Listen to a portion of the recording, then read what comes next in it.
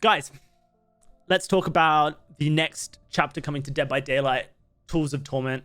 March 7th is going to be the release of this chapter, and it may surprise some of you who watch my content regularly as to the fact that I haven't uploaded a single video about the Skull Merchant, about the new survivors, about any of it, really.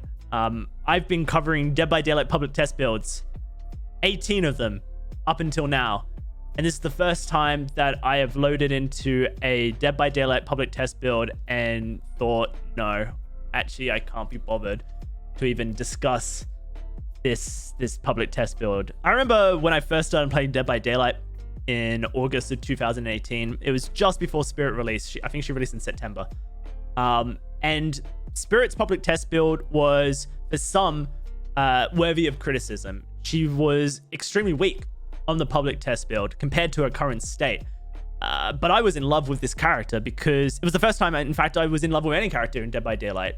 A character that I truly felt like I could invest hours upon hours into learning and mastering their power because it was so unique. And the mechanics behind the power were so different from anything else that had come to Dead by Daylight.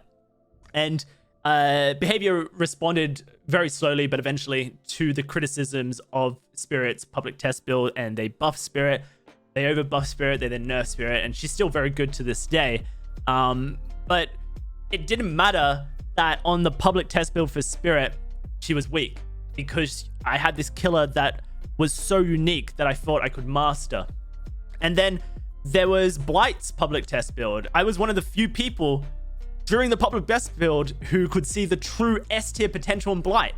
Now, to be fair to literally everybody else who said he was shit, he was janky as hell. The killer basically hit any object, regardless of its size or location.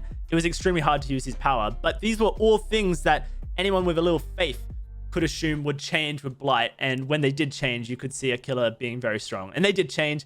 And now Blight is literally one of the strongest killers in Dead by Daylight. And it was another one of those killers whose power was so unique and had so much potential that you could just be so excited despite the fact that it wasn't ready yet.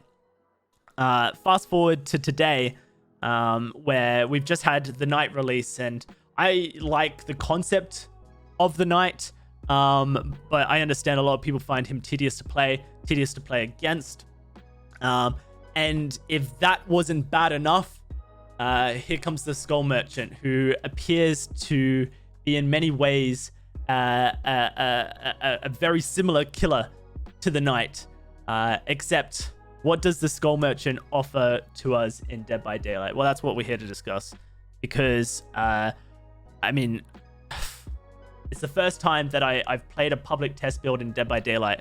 And I legitimately, after very little time, I think it was 2 hours, went, you know what? It's not worth me streaming this. I'm going to log off. The Skull Merchant is a jack of all trades, but she's a master of none. She has so many different facets to her power that you literally need a wiki to see them all. I mean, here you go. These are all the things that the Skull Merchant's power does. And I'm scrolling through it quickly, so you won't be able to read necessarily, just to give you an idea of all the different things that the Skull Merchant does. She does all of this. But none of these things will help you in downing a survivor, in tracking a survivor, in holding a zone. The only playstyle that I found effective on the PTB with the Skull Merchant was the Devour Hope lockdown playstyle, similar to, I guess, Devour Hope Demogorgon, where you place a portal on the Devour Hope totem and then you continuously teleport back whenever you detect someone is on it. And that was something you could kind of do with the Skull Merchant, but it wasn't particularly a fun play style. It only worked because you get to kill survivors with 5 stacks of Devour Hope. So it means all you need is to hook 5 survivors before you can kill everybody in the game. And so she's kind of ineffective at holding zones, despite it seeming to be the only thing she was designed to do. bhvr have kind of buffed her ability to place the drones down now. She can do it without any cooldown, which is a great thing, because when you load into a game, you place a drone and then you wait 10 seconds, then you place a drone, then you wait 10 seconds, then you place a drone, then you wait 10 seconds, then you place a drone, then you wait 10 seconds, and then you activate a drone, and then you wait 10 seconds. Oh god, Sorry, I say 10 seconds. It was actually 12 and a half. So it felt really tedious to even set up her power. And it felt like she was designed to be an area of control killer, but she didn't do anything that a trapper, a hag, or a knight could do differently. Behavior constantly will release killers that are kind of like another killer. Probably the classic example of this is Deathslinger when there's Huntress, Pyramid Head when there's Huntress, Trickster when there's Huntress. But I feel like you can play Deathslinger, Pyramid Head, and Trickster and get something different out of them than you can Huntress. Despite the fact that Huntress will always be the queen of projectile-based killers, me playing Trickster is a very different experience to me playing Huntress. Me playing Deathslinger is a very different experience to me playing Huntress, and a different experience playing Trickster.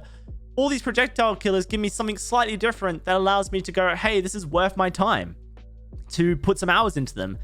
Same with Sadako and Dredge.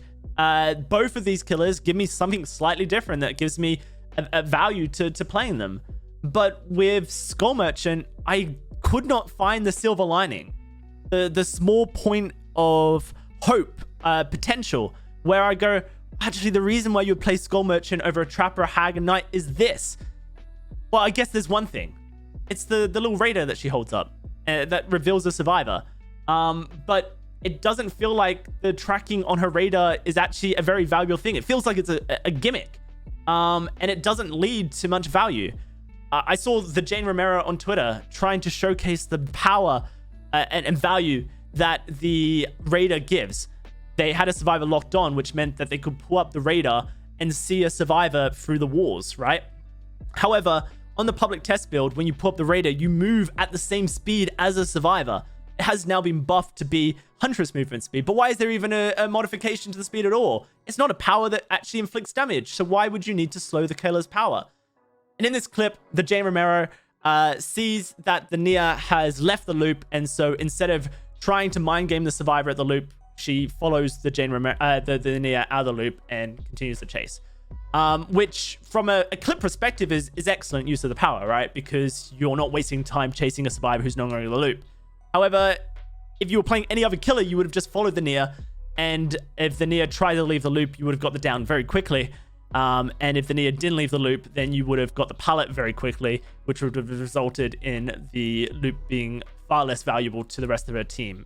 So it was like almost like a forced use of the power, where I was like, okay, yeah, sure. You're using the power in a way that makes this killer different to everyone else, but why would anyone need to do that if they could just follow the survivor and brute force the chase quicker? The drone targeting, when a survivor is inside the drone, there's a little HUD element that pops up that shows the survivor is being locked onto. However, there's no indication which of the 4 drone areas that survivor's in.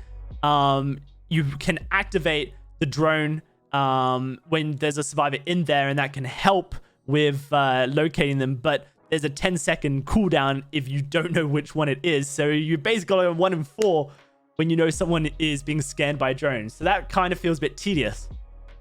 And when it comes to playing versus the Skull Merchant, the only thing I found fun was the new little hacking minigame where your control device is now used to input the commands to hack the drone. But that feels like a novelty feature that will wear off very quickly after playing versus the Skull Merchant a couple of times. So to me, the Skull Merchant is a killer whose power is very lackluster. It doesn't provide any gameplay value, and it doesn't really even provide a unique gameplay experience that would make me choose to play the Skull Merchant over other people in their category. Then when it comes to her perks, you have Thwack, which is a conceptually cool aura reading perk that I don't think gives you much value realistically, and I don't see why anyone would pick Thwack over any other tracking perk in the game. You have Leverage, which is an anti-healing perk that gives you tokens every time you hook a survivor, but then slows down the healing only for a 30-second window after the hook, meaning that its time frame of value is very little, and by the time the perk is actually valuable, you've already got 10 hooks in the game and it's not going to give you value. And then you have Game of Foot, which is a nice little perk for anyone who's newer to chasing survivors and struggles to get really good loopers down, because it gives you a haste bonus. However, it requires you to basic attack them, meaning it is restricted to only basic attacks, no power usage. And by the time you've got that basic attack against a good looper, the 5% bonus you're getting from breaking things isn't that valuable. And aesthetically speaking, I'm only going to mention the Mori because I don't really care how people look in video games. Oh my goodness, it's the worst Mori in Dead by Daylight. To me, all of that is so disappointing, because what were Behavior investing their time into when designing this killer? Where were their developer hours put when designing this chapter? I mean, I've got more notes on everything else in this chapter, but the killer to me is such a big portion of what Behavior are trying to do with something. It really, to me, screams their intentions for gameplay. This is where we're going with Dead by Daylight for the next 3 months. And Skull Merchant doesn't really give me any hope that they're going anywhere in the next 3 months. As far as the survivors are concerned, we got 2 survivors. A lot of people are like, well, that's where their time has been invested, right? 2 survivors is 1 more than, and it's extra perks to design. So yeah, maybe that's it. But I don't think any of these perks are really worth your time either. I mean, my favorite perk out of all of them is Cut Loose, the one that removes the loud notifications when a survivor vaults something, and then you can chain those vaults to keep the no notifications going. But it isn't really a perk that I think actually is worth running. You have Teamwork Power of 2 and Collective Stealth, which is good for your duos when they're playing, but I don't really think that Teamwork Power of 2 or Collective Stealth is even worth running. Do you, Claire? No. Background Player got completely reworked.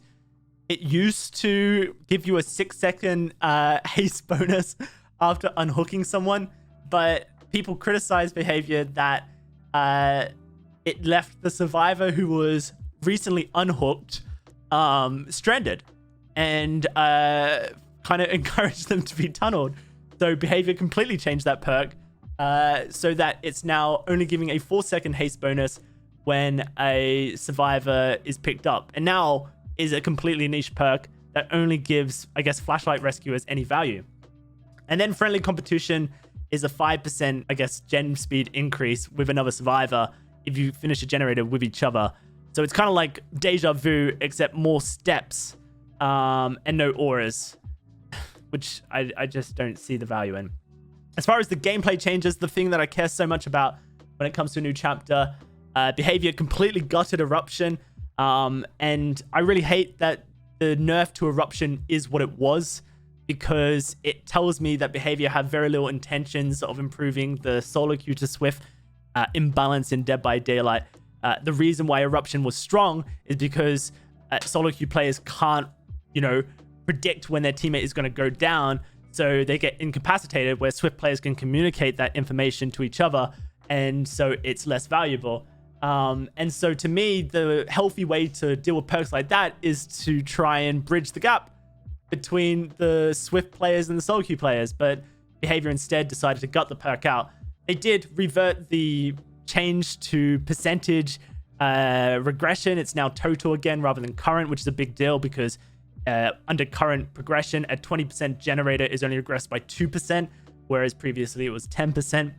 So that does give you value if you want to use that perk in 3-genning scenarios, but it's still not going to be as valuable as other perks anymore.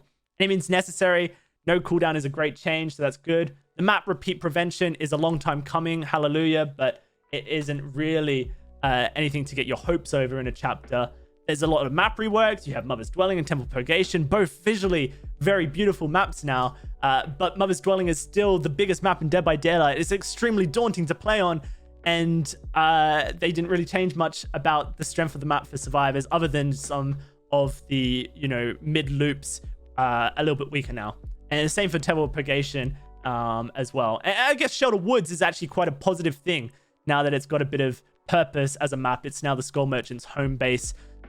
It's got a visual main building, which is nice, but it's if these are the things you're getting excited for in a chapter, it's very worrying. The bots, I love that they've added perk loadouts to the bots. However, I feel like the bots AI is so bad that I really do wonder how much value we're getting from the bots currently. I wish that with the bots, you know, they were actually a useful training resource, and I guess behavior will continue to work on them. I always felt like the bots being added into custom matches was a precursor to bots appearing when survivors DC. It's good that behavior responded to criticism over Hattie and, you know, changed her visual appearance and gave her more variation in her cosmetics. But to me, the art team in Dead by Daylight has never been a problem. And so the conclusion is that the gameplay hasn't really changed in Dead by Daylight. The new content is lackluster. DBD is feeling pretty bad after 2 poorly received chapters, and behavior aren't seeming to be willing to make any significant changes to the game. They're going for very small, safe changes. And the reason why this is bad to me is because it doesn't scream anything good for 2023 in Dead by Daylight. To me, Dead by Daylight has always been the biggest glorified game of tag.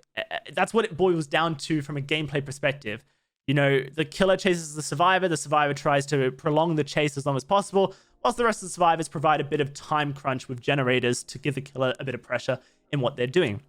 And Dead by Daylight has always been marketed to new players as a horror game. You know, the Hall of Fame of horror characters. That's how you bring new players into Dead by Daylight, is by offering them this unique horror experience. But to anyone who plays Dead by Daylight long enough, that horror experience wears off very quickly, and all you're left with is this glorious, glorified version of tag. And I feel that if Dead by Daylight is to continue to evolve and improve over time, then that game of tag needs to evolve and improve in significant ways to stay relevant. And to me, there have been very little changes in the last year that really changed that game of tag. There's been buffs to killer role and to survivor role, which is great, but they're small buffs, aren't they? They're nothing significant, and it's scary to me that we're still in a situation really where that doesn't feel like a priority for Behavior's design team.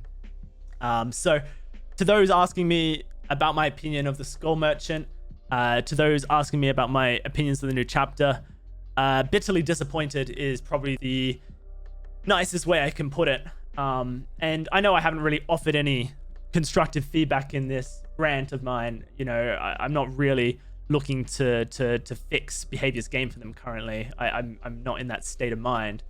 I just know that the next 3 months of Dead by Daylight content are going to be pretty dire due to the fact that this content, this chapter is so lacking.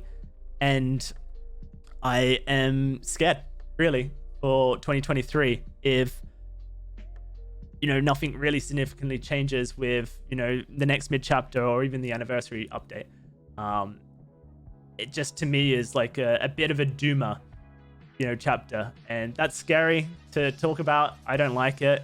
I really wish that I could be coming to you with, you know, better vibes, but that's kind of where I'm at with this at all. I think the best thing about the chapter was the fact that my girlfriend walked in whilst we were recording this and made me pull silly faces whilst I tried to talk to the camera. So let me know what you guys think. And yeah, that's why I haven't talked really much about this chapter. I didn't really know how to voice my opinions in a way that didn't come across as, wow, this is really crap. Bye for now.